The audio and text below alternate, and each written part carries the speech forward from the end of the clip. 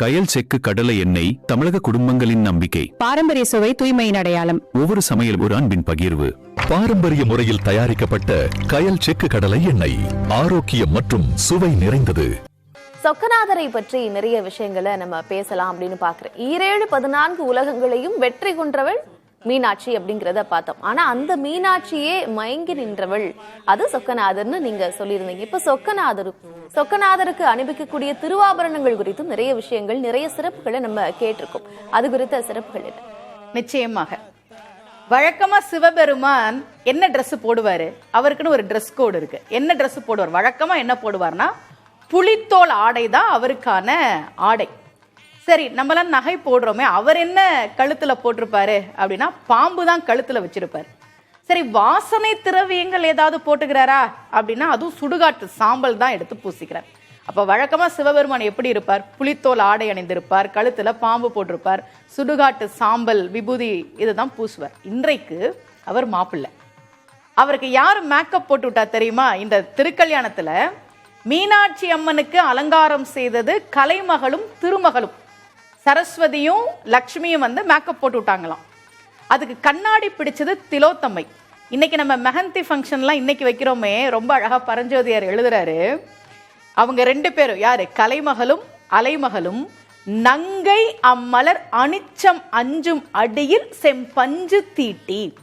மீனாட்சி அம்மனுடைய கால்களுக்கு மருதாணி போட்டு விட்டாங்களாம். அப்படியே அவங்களுக்கு ஒரு பக்கம் அலங்காரம் நடந்துட்டு இருக்கு. சிவபெருமானுக்கு அலங்காரம் பண்ணிவிட்டவர் யார் தெரியுமா? குபேரன். குபேரன் தான் அலங்காரம் பண்றான். இந்த குபேரன் வந்து எப்பவும் இப்படிதான் இருப்பீங்களா, இன்னைக்கு உங்களுக்கு கல்யாணம், அதனால நான் உங்க தோற்றத்தை மாத்துறேன் அப்படின்னு அழகை நாயகன், அழகாபுரியை ஆட்சி செய்யக்கூடியவன் தான் குபேரன். அழகை நாயகன் தீண்ட அரும் திரு மேனியை தன் கையால் தீண்டி மங்களம் செய்வான். சிவபெருமானுக்கு அலங்காரம் பண்ண ஆரம்பிக்கிறான். எப்படி இருக்கிறாரா இன்னைக்கு சொக்கநாதர்? சொக்க வைக்கிற அழகை உடையவர், சுந்தரேஸ்வரர். சுந்தரம்னா அழகுன்னு அர்த்தம், அழகாக இருக்கக்கூடிய ஈஸ்வரன், அதனால சுந்தரேஸ்வரன். எப்படி இருக்கிறாரா இன்னைக்கு? சடை மறைத்து. ஏன்னா வழக்கமா சிவபெருமானுக்கு வந்து பெரிய ஜடா முடி இருக்கும், அதை முதல்ல மறைக்கிறாங்களாம். மேக்கப் பண்ணும்போது முதல்ல அதை தான் மறைக்கிறாங்க. சடை மறைத்து கதிர் மகுடம் தரித்து நாரும் கொன்றையும் தார் அணிந்து, கொன்றைப்பு மாலை அணிந்து வேப்பம் தொடை முடித்து. தொடைனா மாலைன்னு அர்த்தம். இவரும் தான் திருமணம் செய்து கொள்ள போகிற பட்டத்தரசியினுடைய பாண்டியன் நாட்டினுடைய வேப்பம்பு மாலையை இவரும் அணிந்து கொள்கிறார். மாணிக்க சுடற்பூன் ஏந்தி விடைநாக கலநகற்றி, கழுத்துல அந்த பாம்பை கழட்டி வச்சுட்டு மாணிக்க சுடற்பூன் ஏந்தி, மாணிக்க பதக்கம் இருக்கக்கூடிய அந்த சங்கிலியை அவர் அணிந்து கொள்கிறார். விடை நிறுத்தி, இவருக்கு ரிஷப கொடி. ஆனா கல்யாணம் நடக்கிறது மதுரையில, அதனால என்ன பண்ணாரா, ரிஷப கொடியை விட்டுட்டு கயல் எடுத்து மீன் கொடியை கையில் எடுத்துக்கிட்டாராம். வழுதி மருமகனாகி, பாண்டிய மன்னனுடைய மருமகனாகி மீன நோக்கின் மட வரலை மணந்து உலகம் முழுதாண்ட சுந்தரனை வணக்கம் செய்வாம் என்று ரொம்ப அழகாக பரஞ்சோதியார் பாடுகிறார். இன்றைய தினம் அம்பாள் அழகு, எவ்வளவு அழகு மீனாட்சி! ரொம்ப அழகா சொன்னார். அணியே அணியும் அணிக்கு அழகே. இப்ப நாமெல்லாம் நகை போடுறோம் அப்படின்னா கொஞ்சமாவது அழகா தெரியணுன்றதுக்காக நகையெல்லாம் போடுறோம். ஆனா அம்பாள் ஒரு நகை போட்டா அந்த நகைக்கு அழகு வருமா? அணியும் அணிக்கு அழகே. அவளே வியந்து பார்த்த அழகு சொக்கநாதருடைய அழகு. ரொம்ப அழகாக மதுரையம் பதியிலே எத்தனையோ அற்புதங்களை சொக்கநாதர் நிகழ்த்தி இருக்கிறார். 64 திருவிளையாடல்களை அவர் அங்குதான் நிகழ்த்தினார். அதையும் பரஞ்சோதியார் சொல்றார். ஐய வெண்ணுரை வரம்பினாகுமோ அடியர் உய்ய மாமணி வரிவளை விறகு விற்று உழன்றோன் பொய்யில் வேதமும் சுமந்திட பொறாதகன் அரற்றும் செய்ய தாழ் மலர் சுமந்திட தவம் செய்யும் தெருக்கள்னர். இந்த மதுரை மண்ணிலேதான் சிவபெருமான் விறகு விற்றார், பிரம்படி வாங்கினார், வளையல் விற்றார். அவர் நடப்பதற்கு இந்த தெரு என்ன தவம் செய்தது என்று பரஞ்சோதியார் பாடினார். மிக அழகாக சொக்கநாதரை நாம் தரிசனம் செய்து கொண்டிருக்கிறோம். அவருடைய சிறப்புகள் என்பது ஏகப்பட்ட சிறப்புகளை கொண்டவர். இன்றைய தினம் மாப்பிள்ளை கோலத்தில் மிக அழகாக சொக்கநாதர், மீனாட்சியே மயங்கி போன அழகை உடைய அந்த சொக்கநாதர் நமக்கு மாப்பிள்ளையாக காட்சி தருகிறார். இன்னும் சற்று நேரத்தில் இந்த திருக்கல்யாண வைபவம் நடைபெற போகிறது அப்படிங்கிறத நம்ம நேரலையில் பார்த்து வருகிறோம்.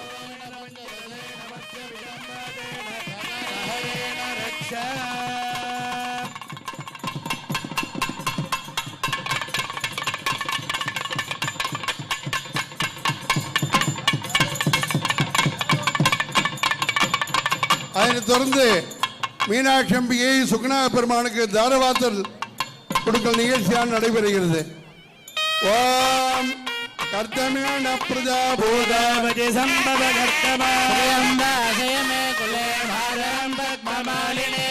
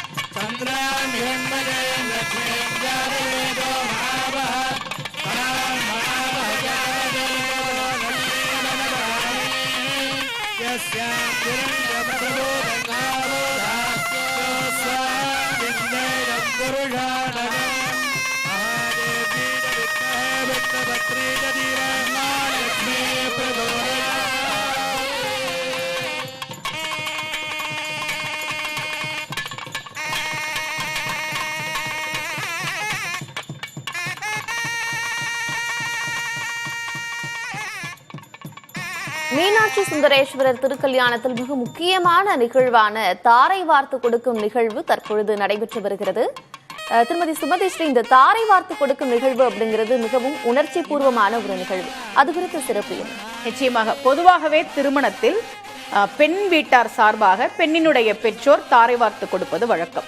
இந்த மீனாட்சி திருக்கல்யாணம் நடக்கிற போது நீங்க பாத்தீங்கன்னா நம்ம சொக்கநாதர், பிரியாவிடை, மீனாட்சி அம்மனை பார்த்துட்டு இருக்கிறோம். இப்ப அங்க யாரெல்லாம் இருக்கிறாங்கன்னா விநாயகர் இருக்கிறார், திருப்பரங்குன்றத்திலிருந்து முருகப்பெருமான் வந்திருக்கிறார், கூடவே பவழக்கணிவாய் பெருமாள் வந்திருக்கிறார். அந்த பவழக்கணிவாய் பெருமாள் தான் தாரை வார்த்து கொடுப்பார். என்ன ஒரு அழகான பேர் பாருங்க, பவழக்கணிவாய் பெருமாள்.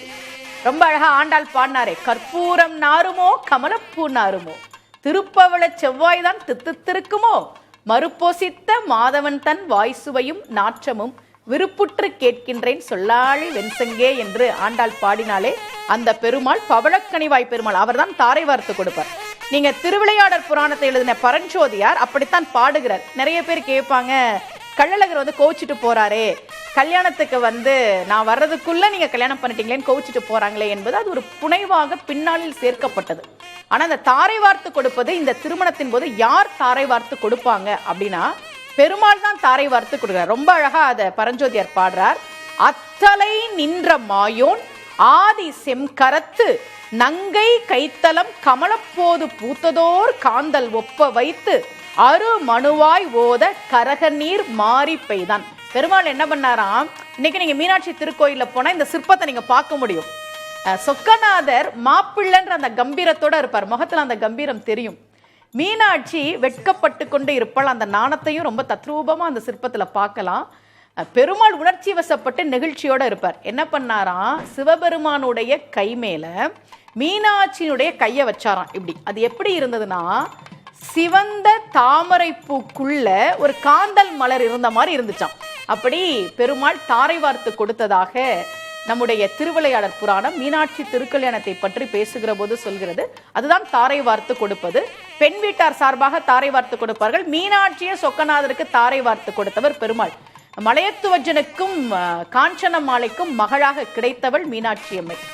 இந்த மலையத்துவஜனுக்கு ஏன் அந்த பேருன்னா தன்னுடைய கொடியில், துவஜம்னா கொடி, மலையை, அகத்திய மலையை, பொதிகை மலையை வைத்திருந்தவன், அகத்தியர் வாழ்ந்த பொதிகை மலையை, அதனால அவனுக்கு மலையத்துவஜன்னு பேர். இந்த காஞ்சன மாலைக்கும் மலையத்துவஜனுக்கும் கிடைத்த அம்பிகையை சொக்கநாதருக்கு மனைவியாக பெருமாள் தாரை வார்த்து கொடுக்கிறார். அந்த வைபவம் தான் இப்போது அங்கே நடைபெற்று கொண்டிருக்கிறது.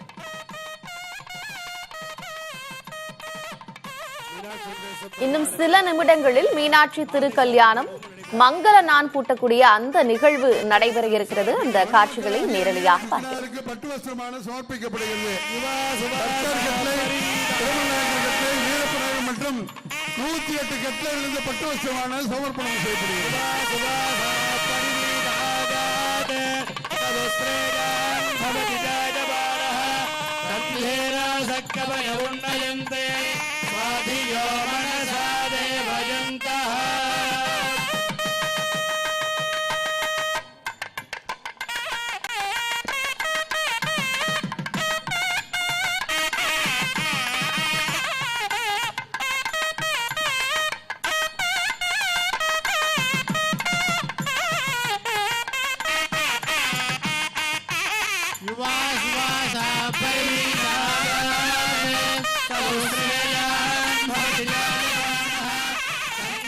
கயல் செக்கு கடலை எண்ணெய் தமிழக குடும்பங்களின் நம்பிக்கை. பாரம்பரிய சுவை தூய்மையின் அடையாளம். ஒவ்வொரு சமையல் ஒரு அன்பின் பகிர்வு. பாரம்பரிய முறையில் தயாரிக்கப்பட்ட கயல் செக்கு கடலை எண்ணெய் ஆரோக்கியம் மற்றும் சுவை நிறைந்தது.